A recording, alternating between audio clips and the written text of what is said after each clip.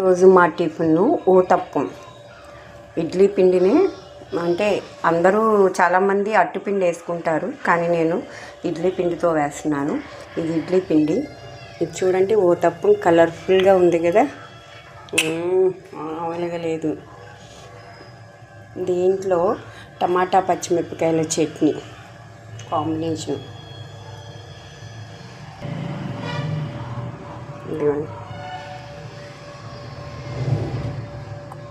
రోజు మా టిఫిన్ ఊతప్పం.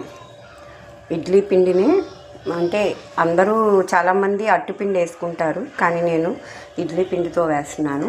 ఇది ఇడ్లీ పిండి. ఇది చూడండి, ఊతప్పం కలర్ఫుల్గా ఉంది కదా, మామూలుగా లేదు.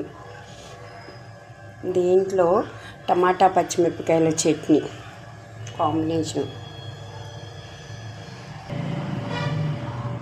ఇదిగోండి.